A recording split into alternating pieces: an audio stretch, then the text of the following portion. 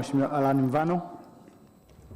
Asante Mheshimiwa Mwenyekiti, pamoja na jitihada nzuri za serikali, zipo shule za sekondari ambazo zilijengwa na yapo maeneo ambayo hakuna kabisa nyumba za kupanga katika wilaya ya Kakonko. Shule za sekondari 3 nazitaja: shule ya sekondari ya Bukililo, shule ya sekondari ya Ruhuru na shule ya sekondari ya Rutenga. Katika maeneo hayo hakuna nyumba za kupanga kabisa. Ni lini serikali itatusaidia kujenga nyumba za watumishi? Asante. Jibu.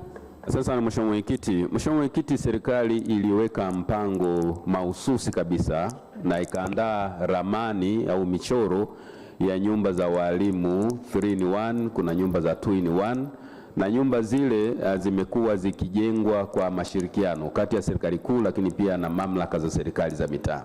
Jambo ambalo ningependa kulisisitiza hapa Mheshimiwa Mwenyekiti ni kwamba halmashauri ya Kakonko angalau kwa kuanza kupitia mapato yao ya ndani waanze na hatua za awali za ujenzi wa nyumba za 2-in-1 au 3-in-1, lakini na serikali kuu imeendelea kuweka mpango kuhakikisha kwamba shule ambazo ziko mazingira magumu ambayo walimu hawezi kupata nyumba za kupanga, tunatenga budget kwa awamu na kujenga nyumba katika maeneo hayo. Kwa Mheshimiwa Mvano, ni kuhakikisha kwamba tutatoa kipaumbele kwa halmashauri ya Kakonko, lakini pia halmashauri kupitia baraza madiwani tupange kuanza kujenga nyumba hizi kwa awamu wakati serikali kuu ikiandaa taratibu za budget.